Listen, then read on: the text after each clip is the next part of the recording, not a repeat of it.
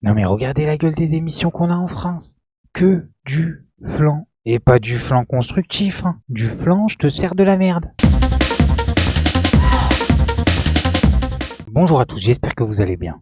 Bon alors aujourd'hui on va parler d'Enora Malagré, qui a révélé des choses sur Koé, mais surtout qui a révélé des petits détails qui, vous allez voir, sont plutôt croustillants. Mais avant toute chose, likez la vidéo, c'est super important pour le référencement. Alors voilà, en fait, Enora elle a été interrogée par les journalistes de Libération, et voilà, je vais vous lire ce qu'il en retourne. Je me sentais très mal, Enora Malagré revient sur son passage dans l'émission Koé. Interrogée par le quotidien Libération, l'animatrice est revenue sur sa chronique intitulée Enora teste ton mec, qu'elle ne voulait pas faire au départ. Cela me fait passer pour une fille très vulgaire. Plus de 10 ans après son passage chez Énergie et l'émission Koé, Enora Malagré explique qu'elle était réticente à tenir la chronique, où l'animatrice tentait de séduire des hommes par téléphone, quitte à casser des relations amoureuses.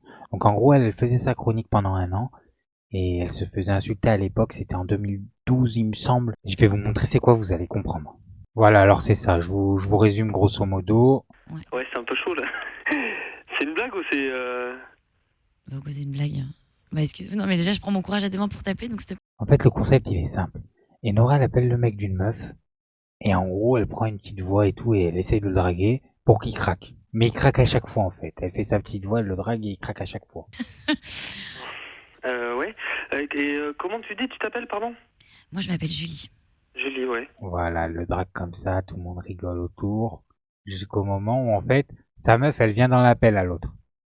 L'appel il devient chaud un peu, et l'autre elle arrive dans l'appel. Je t'ai vu juste à la piscine, mais t'as une voix vraiment charmante, hein. Bah c'est gentil. Tu peux mais plus Voilà. c'est quoi ce délire Attendez, ça va. Peut-être pas recommencer. Voilà, et il y a la meuf du gars qui arrive en pleurant en fait, dans l'appel. Et c'était ça le concept, à chaque fois c'était ça.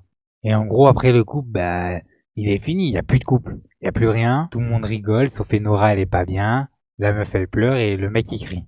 Bon, on retourne sur l'article. J'étais jeune, j'avais peur d'être viré. Dans une enquête de Libération sur l'ambiance des émissions de Sébastien Koé, l'animateur visé par 4 plaintes blablabla, la comédienne assure se souvenir très bien de lui avoir dit qu'elle ne voulait pas le faire, tenir la chronique, plusieurs fois. Donc elle en gros, elle aurait dit à Koé qu'elle voulait pas faire ça.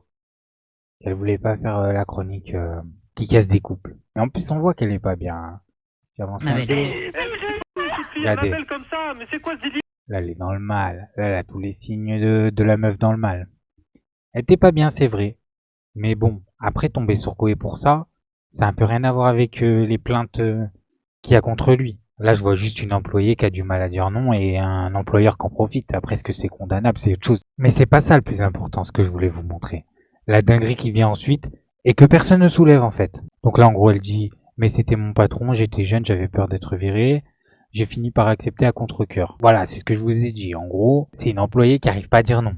Il y en a plein, il y en a des millions. En France, il y en a des millions. J'ai bien dit des millions. Elle a donc tenu cette chronique quotidiennement pendant plusieurs mois, ce qui lui a valu une réputation de briseuse de couple et des insultes. Ça c'est vrai, à l'époque elle se faisait insulter beaucoup sur les réseaux.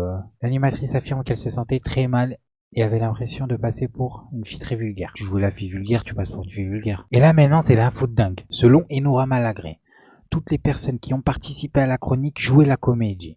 Une standardiste a fini par me révéler que c'était de faux auditeurs de l'autre côté du fil. Tout était faux. Donc en gros, là ce qu'on a vu au début là, cette émission de fou, il y a que des acteurs. Allô? Pourquoi elle est à côté de toi?